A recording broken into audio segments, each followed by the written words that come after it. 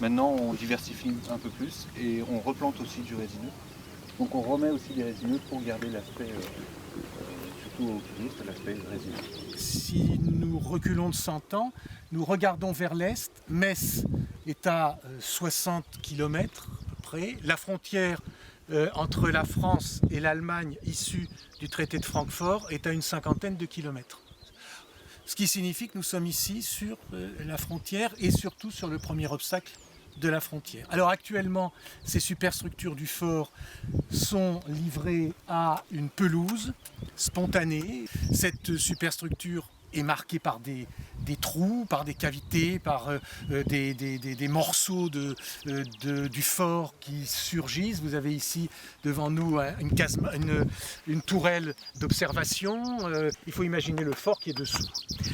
Autour, alors, c'est vraiment le champ de bataille de Verdun qui, abandonné après 1918, à le développement ou à la croissance végétale naturelle, c'est trouver l'objet de multiples formes d'aménagement, de traitement. Voilà. Le principal étant la création d'une forêt domaniale.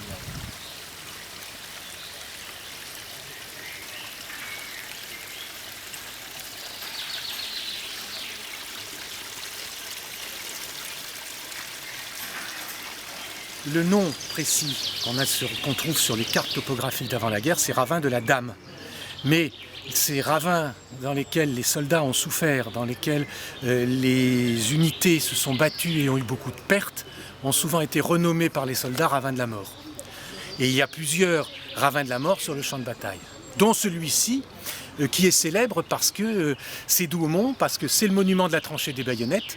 Ici, ce sont des attaques pendant le printemps 1916, une percée, une offensive allemande qui venait du sud et qui a occupé les pentes du ravin en essayant de conquérir les hauteurs de Thiaumont, de la crête fortifiée Thiaumont-Douaumont. C'est une marque de l'arrêt ou de la brutalité de l'offensive, d'une offensive précédée par un pilonnage d'artillerie considérable, d'une offensive des fantassins à la conquête d'un flanc, d'un fond puis d'un versant.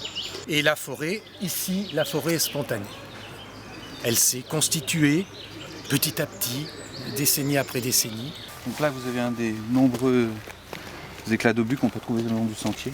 Donc il y a eu 60 millions d'obus tirés pendant la bataille, donc des débris comme ça, il y en a de partout.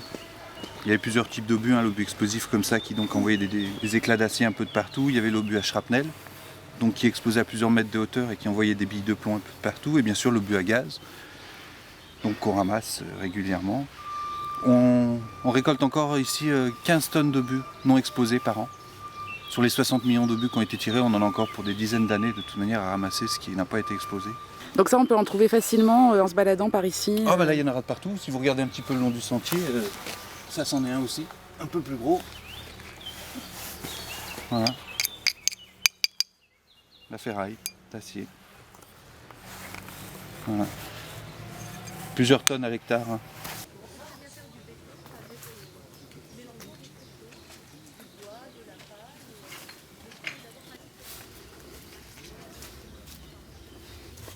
Alors sur le haut, l'ancre de marine, donc qui est l'enseigne du régiment.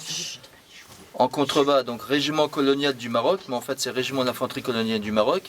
Et on a donc la fameuse date fatidique du 7 juin 1916 qui correspond donc à la reddition de la garnison du fort de Vaux. Parce que le régiment a été amené sur place en fait, en vue de lancer une offensive pour délivrer la garnison. Et il arrivera trop tard, ce qui n'empêchera pas de les envoyer quand même le lendemain à l'assaut du fort. Et ça va être un échec total, quoi.